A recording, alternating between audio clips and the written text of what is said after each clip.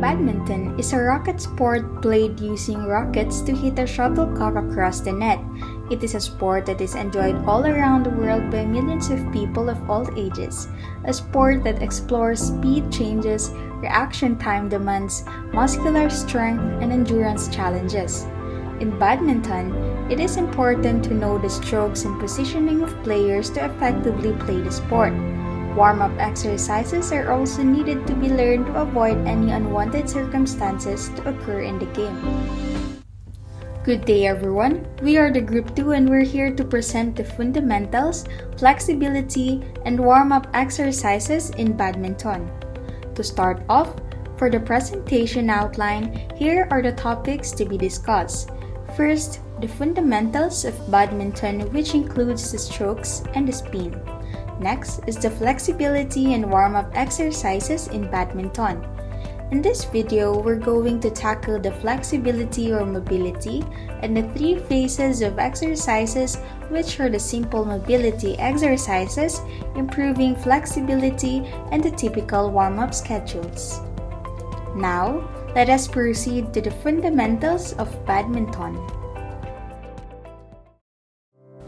Introduction to the forehand and backhand strokes.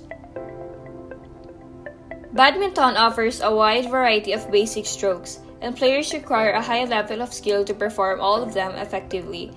All strokes can be played either using forehand or backhand. A player's forehand side is the same side as his playing hand.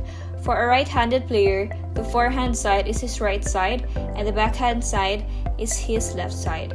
Forehand strokes are hit with the front of the hand leading, like hitting with the palm, whereas backhand strokes are hit with the back of the hand leading, like hitting with the knuckles. Players frequently play certain strokes on the forehand side with the backhand hitting action, and vice versa. In the forecourt and midcourt, most strokes can be played equally effectively on either the forehand or backhand side, but in the rear court, players will attempt to play as many strokes as possible on their forehands, often preferring to play around the head forehand overhead, which is a forehand on the backhand side, rather than attempt a backhand overhead. So, let's proceed to the two main disadvantages in playing a backhand overhead. First, the player must turn his back to his opponents, which restricts his view of them and the court. Second, backhand overheads cannot be hit with as much power as forehands. The hitting action is limited by the shoulder joint, which permits a much greater range of movement for a forehand overhead than for a backhand. The backhand clear is considered by most players and coaches to be the most difficult basic stroke in the game, since precise technique is needed in order to muster enough power for the shuttlecock to travel the full length of the court. For the same reason, backhand smashes tend to be weak. Position of the shuttlecock and the receiving player. The choice of what stroke to use depends on the distance of shuttlecock to the net. Players have much better attacking options if they can reach the shuttlecock well above net height, especially if it is also close to the net. The badminton court has three areas. The forecourt, which is the front third of the court between the net and the short service line. The midcourt, which is the middle third of the court halfway between the net and the boundary line. And the rear court, which is the back area of the court. In the midcourt, a high shuttlecock will be met with a net kill, hitting it steeply downwards and attempting to win the rally immediately. In this situation, it is best to drop the shuttlecock just over the net. In the midcourt, a high shuttlecock will usually be met with a powerful smash, also hitting downwards and hoping for an outright winner or a weak reply. In the rear court, players strive to hit the shuttlecock while it is still above them, rather than allowing it to drop lower. This overhead hitting allows them to play smashes, clears, and drop shot. If the shuttlecock has dropped lower, then a smash is impossible and a full-length high clear is difficult. Vertical position of the shuttlecock. When the shuttlecock is well below net height, players have no choice but to hit upwards. Lifts, where the shuttlecock is hit upwards to the back of the opponent's court, can be played from all parts of the court. If a player does not lift, his only remaining option is to push the shuttlecock softly back to the net. In the forecourt, this is called a net shot. In the midcourt or rear court, it is often called a push or a block. When the shuttlecock is near to net height, players can hit drives, which travel flat and rapidly over the net into the opponent's rear midcourt or rear court. Pushes may also be hit flatter, placing the shuttlecock in the front midcourt. Drives and pushes may be played from the midcourt or forecourt and are most often used in doubles. They are an attempt to regain the attack rather than choosing to lift the shuttlecock and defend against smashes. After a successful drive or push, the opponents will often be forced to lift the shuttlecock. When defending against a smash, players have three basic options: to lift, to block, or to drive. In singles, a block to the net is the most common reply. In doubles, a lift is the safest option, but it usually allows the opponents to continue smashing. Blocks and drives are counter-attacking strokes but may be interpreted by the smasher's partner.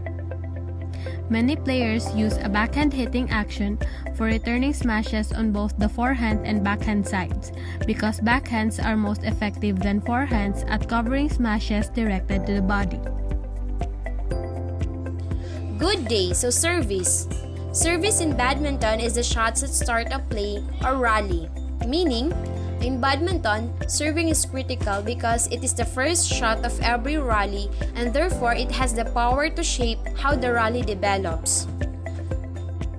Also, the service restricted by the laws presents its own array of stroke choices. Unlike in tennis, the service racket must be pointing in a downward direction to deliver the serve, so normally, the shuttle must be hit upward to pass over the net. So there are 4 different types of service that a badminton player should attempt to master in order to make her gameplay more diverse, keep her opponent guessing, and help ensure the victory. So the first type is the low serve. So what is the low serve? So the low serve allows you some flexibility because you can use either forehand or backhand. Play to your strength and use the style that you are best at. The low serve will be most effective if you allow the birdie to float over just the top of the net. This is allow the birdie to land very near to the short service line and will require your opponent to run forward and hopefully miss the play. So the second one is the high serve. So when playing singles, consider using a high serve to drive the birdie deep into your opponent's court. Make sure not to use this serve to offend, as your opponent will come to expect it and learn to stay near the back of his court during your serve. You should refrain from using this serve during doubles as well. Since the player receiving your serve, you will always stand in the back of the court during doubles. So the third one is the flick serve. So the flick serve should be used sparingly because it can be a fairly easy serve to play if expected. Use this serve no more than 1 every 5 serves to keep your opponents guessing. The last type is the drive serve. So what is a drive serve? The drive serve is an extremely risky serve, but many expert badminton players enjoy it because of the high reward it can yield. Observe your opponent carefully. If you are determined that your opponent has a slow reaction time, it is the best to throw in the drive serve occasionally, as you're likely to get the point. The drive serve is execute using forehand underarm actions. It should be quick serve and the birdie should go low over the net and deep into your opponent's court. Deception. Deception in badminton is playing a shots in such a way that the opponent has difficulty reading the outcomes of your shot from your stroke and or body movement. So once players have mastered these basic strokes, they can hit the shuttlecock from end to any part of the court. powerful and softly as required. Deception in badminton is often used in both of the senses. When a player is genuinely deceived, he will often lose the point immediately because he cannot change his direction quickly enough to reach the shuttlecock. So there are many outcomes of deception. The first is the opponents completely misread your shots and you win the point outright. If played well, a deceptive shot can completely fool your opponent, leaving them stranded on the court. Second is to cause your opponent to hesitate and reply to the shot late, forcing a weak reply. In such a case, the opponents may pause their movement just a split second longer as they register your shot. Third is to force your opponent to adjust their movement pattern. Deception is a very complicated skill to master. I'll just mention briefly here how to play deception. So there are many different ways where you can deceive your opponents in badminton. The common one is where you hold the shuttle at its position for a while and hit it, it lands low. In order to do this, you must be able to reach the shuttle as early as possible. So let your racket follow the shuttle for a while and then flick your racket toward the direction of the shuttle to land. So the technical tools for deception, the first one is the slicing. So what is the slicing? Slicing the shuttle involves hitting it with an angled racket face. The racket angle does not match the direction in which the racket is moving. This causes you to hit the shuttle with a glancing blow rather than a straightforward punch. This glancing blow had two main effects. Number one is it changed the direction of the shots. Then the second is it reduced the speeds of the shot. So the second one is creating power with a short hitting action. Most player needs a big swing in order to get any power. If you can learn to generate power from a short swing, however, then you gain many opportunities to place surprising shots, especially from the front of the court. The shorter you can make your swing, the greater your potential to deception. Doesn't necessarily mean that you should always play shortest possible swing, but it's a useful tool. So what is double motion? So double motion involves beginning a racket swing in one direction before withdrawing the racket and starting a new swing in a different direction. Double motion is a counterintuitive and requires plenty of practice in order to master the fine racket skill. Occasionally, very skillful player will use triple motion, but this is comparatively the triple motion. So triple motion is of no use unless your opponent is adept at reading the more basic deception. So deception is about communicating with your opponents, but the message you're sending is a lie. You are lying to him with your body and your racket. This lie is a false action. You show him a shot that you're not really going to play for most deception. The real action, your real shot, follows the false action immediately. But some sophisticated deception involves showing a second false action before the real action. Next, for deceptive shots can be mastered in close practice, where you all need is to feeder and lots of time to develop your racket skills. But this isn't enough. You also need to practice the shot in a real game or in a game-like situation. The spin. Balls may be spun to alter their bounces, just like in the tennis, a top spin and a back spin, and players may slice the ball to produce such spin. But since shuttlecock is not allowed to bounce, it should be slicing to make a shuttlecock spin. This have application particular in badminton. First is the slicing the shuttlecock from the side may cause it travel in a different direction from the direction suggested by the player's racket or the body movement, and this is to deceive the opponents. And the second, slicing the shuttlecock from the side, also may cause it to follow a slightly curved path like a scene from above, and the deceleration imparted by the spin causes slice strokes to slow down more suddenly towards to the end of their flight path. These techniques used to create drops, shots, and smashes that leave more deeply after they pass the net. And the last, when applying net shots, slicing underneath the shuttlecock may cause it to turn over itself like a tumble several times as it passes the net, and this is called the spinning net shots or tumbling net shots. Spinning or a tumbling net shots, the feather and the whole shuttlecock spin at the same time, and this means that the opponent will be unwilling to address the shuttlecock until it has corrected its orientation. The spin is more effective because due to the way that its feather overlap, a shuttlecock also has a slight natural spin about its axis of rotational asymmetry. The spin is a counterclockwise direction as seen from above when dropping a shuttlecock. This natural spin affects certain strokes. A tumble net shot is more effective if the slicing action is from right to left rather than from left to right. Moving on to the next topic is the flexibility and warm-up exercises in badminton. Flexibility or mobility training ensures that the complete range of movement is possible for each of the major joints and muscles. Scientific explanation has shown that highly trained people are more flexible than the general population, and these same people probably had to work hard to achieve that state.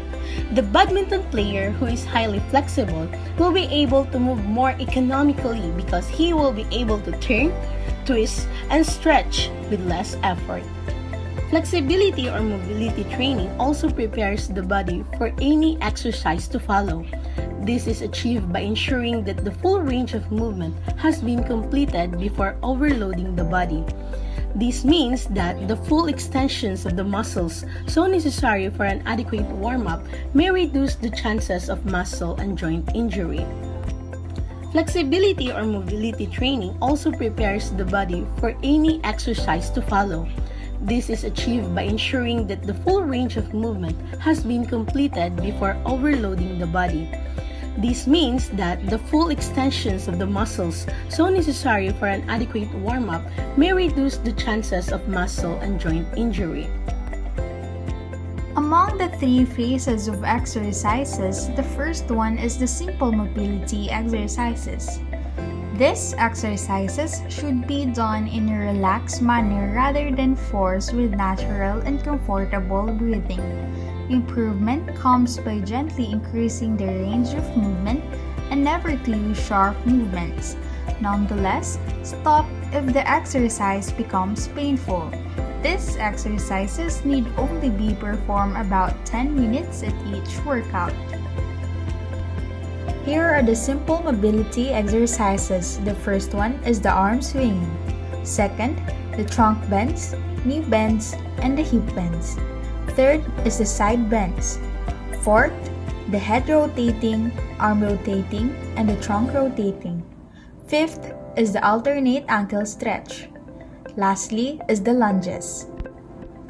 Now I'm going to discuss further these simple mobility exercises, starting with the arm swinging. Start with the feet straight and the arms hanging loosely by the sides, swinging both arms forwards, upwards, backwards, and sideways in a circular motion. Brush the ears with the arms as they go by. Arm swings are a great dynamic stretching exercise that engages the muscles in the upper body. This exercise warms up and stretches the shoulders, arms, chest, and upper back and prepares the muscles, tendons, and joints for a workout. This exercise also gives you a great cardio boost and increases your flexibility. It is effective in preventing to the shoulder from doing too many overhead or forward pressing exercises. Next, in the simple mobility exercises is the side bends. Start with the feet straight and the hands on the hips. Bend to the left and to the right sides alternately while keeping the head facing forward. Side bends bring balance to your entire body. They lengthen the abdominal muscles, hips, and thigh muscles while improving flexibility in the spine. Side bends also stretch the muscles between the ribs and helps increase both strength and flexibility of low back and abdominals, supporting the spine and helping to improve posture. The third one is the trunk bends, knee bends, and the hip bends. Start in the standing position. Raise the left knee and bring the head down to meet it. Repeat with the right knee. To maintain balance, make this a smooth rhythmical movement. The supporting leg can be slightly bent if necessary. The trunk bends helps the spinal column and the surrounding muscles.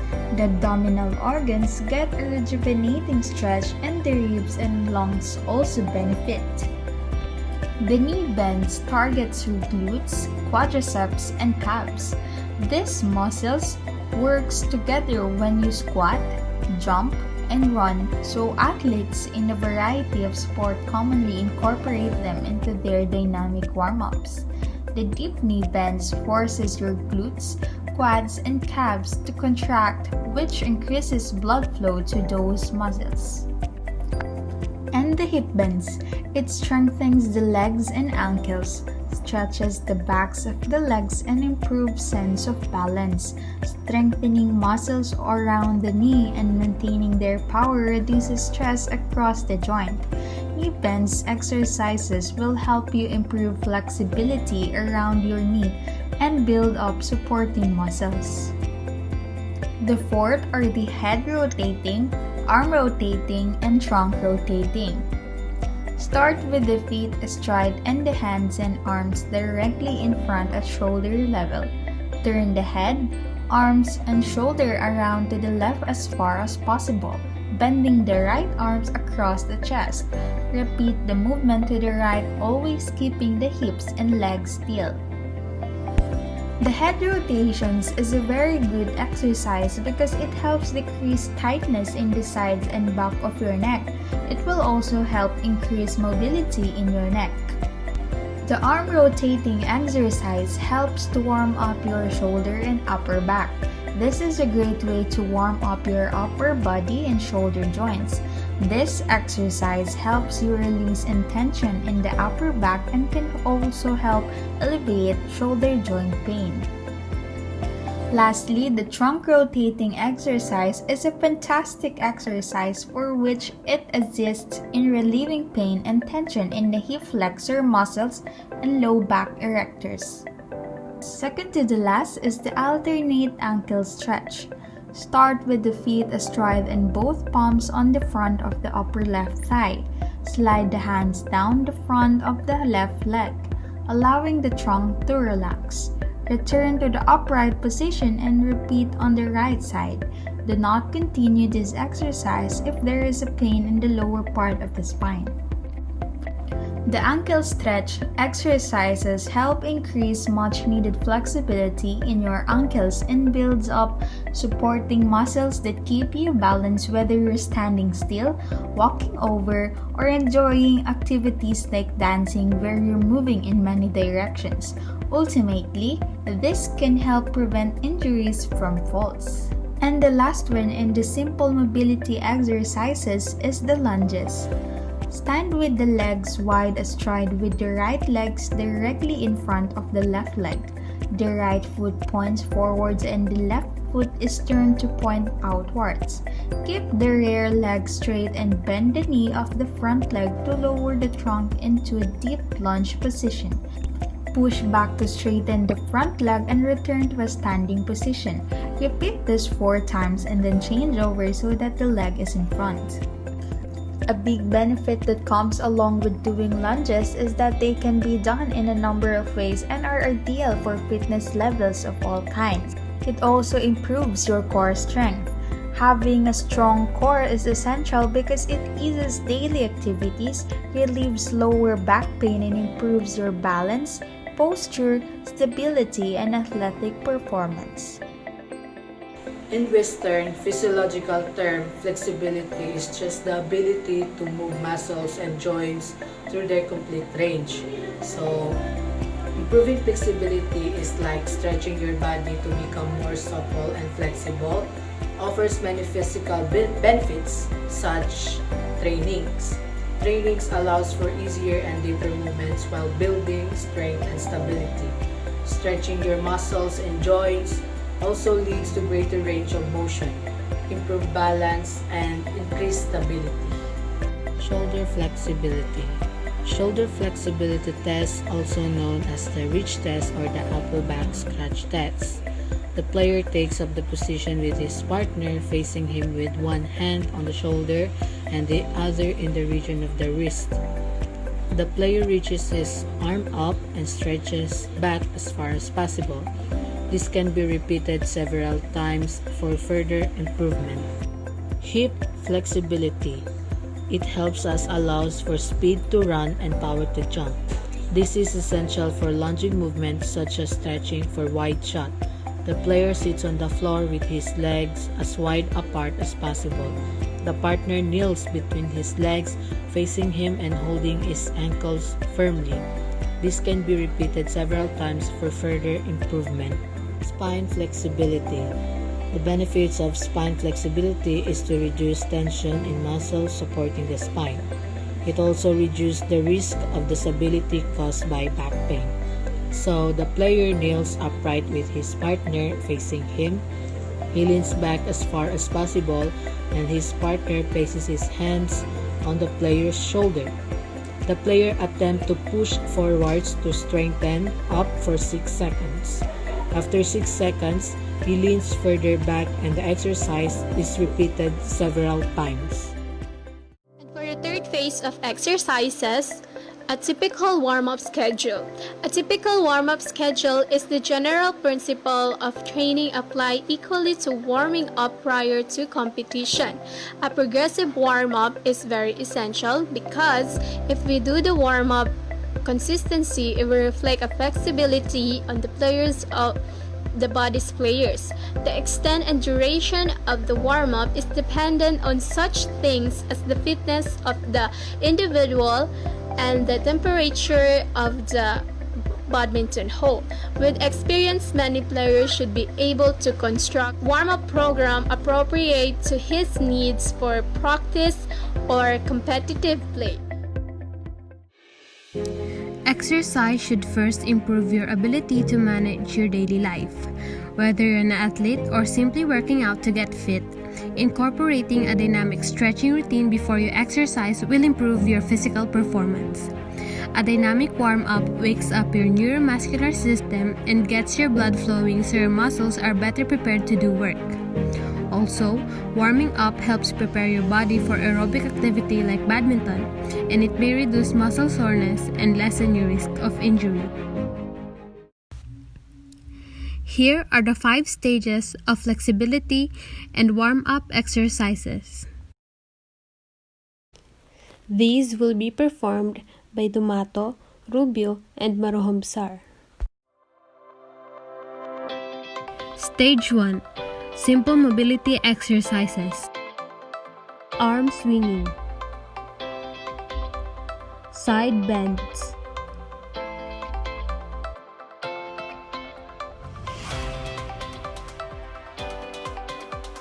trunk, knee, and hip bends.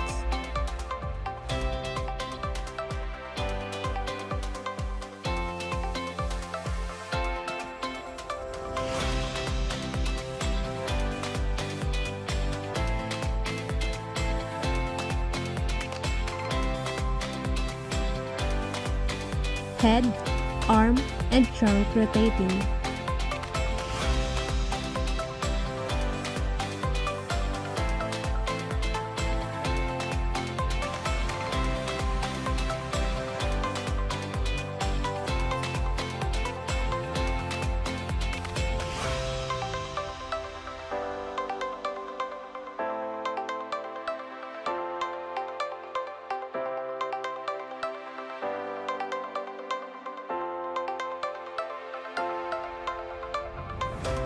Alternate ankle stretch.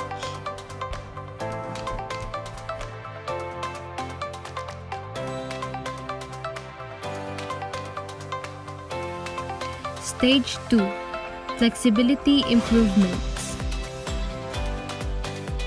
Shoulder flexibility. Hip flexibility.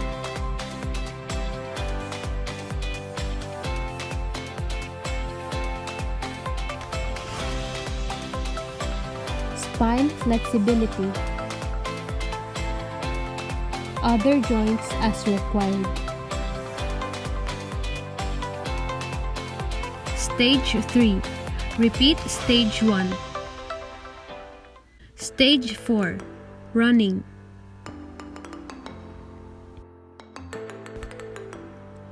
Jog around the badminton hall 3 times.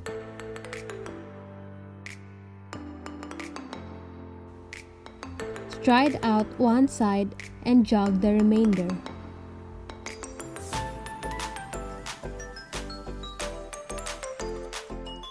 Stride out 2 sides and jog the remainder.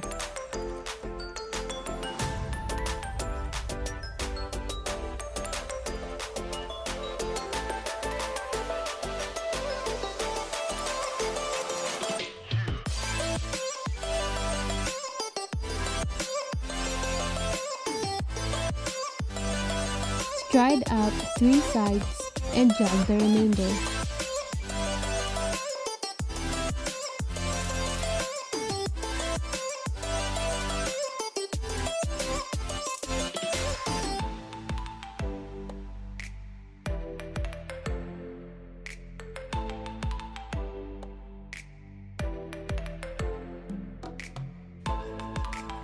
Jog around the hall 2 times. Sprint one side and jog the remainder.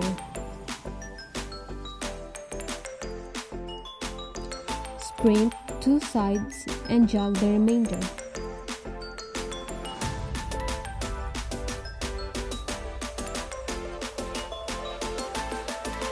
Sprint 3 sides and jog the remainder.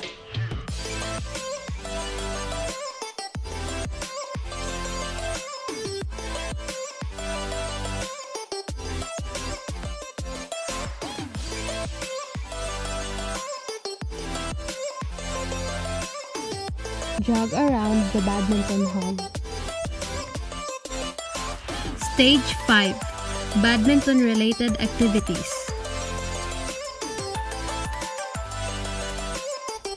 Progress around the hall by sprinting 5 paces forwards, 5 paces backwards, 5 sideways, and repeat.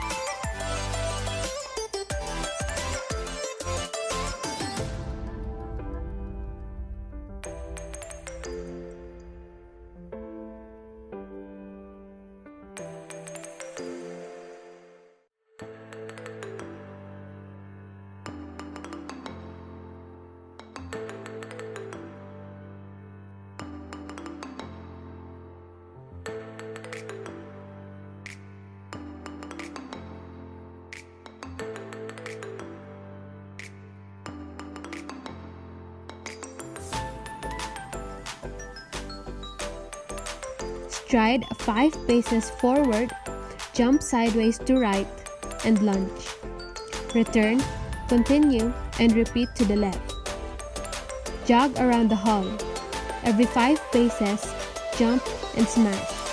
Continue this around the hall. On court, do shadow badminton, starting gently and building up in intensity. The details of the schedule are not inflexible. The activities can be modified to suit the requirements of an individual player, but the different stages give a guideline to thorough warm-up, and once learned can be completed without any supervision. This gives the coach an opportunity to work on specific problems with an individual player. As a rule of thumb, the warm-up should be sufficiently intense to promote a mild degree of sweating. But after warming up, do not stand around allowing the effects to wear off before competing.